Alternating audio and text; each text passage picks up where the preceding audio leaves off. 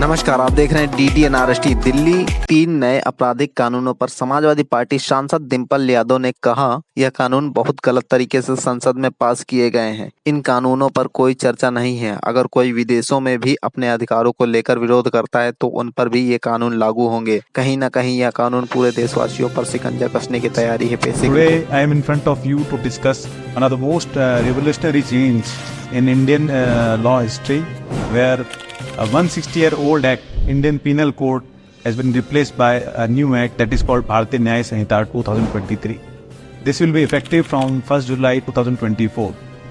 Why I am discussing with you? Because from the last so many years and decades, we are all habitual of old acts like cheating for a 420 IPC or murder 302 IPC or accident cases.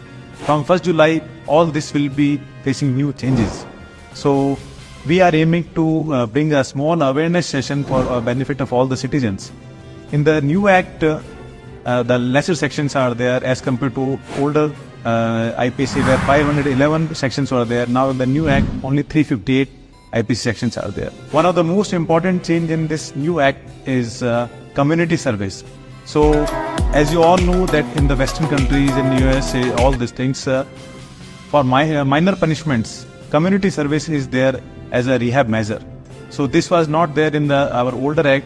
In the new act, this has been introduced for minor punishment so that a person can undergo reformation and he should be an asset to the society rather than liability. Similarly, in the modern society, more and more digital situations are there where people are using more and more WhatsApp or recordings, video calls, etc. Earlier, these things were not used as an evidence. Now these things can be used as an evidence. The new act permits using all the digital things as an evidence. Similarly, the child-related offences, they have been made more gender neutral. So there is less difference between the boy and girl related offences in the new act. Another major reform in this regard is that in most other offences, the minimum punishment has been decided so that the criminal should not go completely scot-free or he should not get away with paying a minimum fine. So with these changes, the new act is much more leaner. However, it is much more useful and in the tune with the present circumstances. In coming days, we will be giving you more insight about each and every aspect of Bharatiya Nyaya Sanhita. This was like an introductory where we have given you a brief session.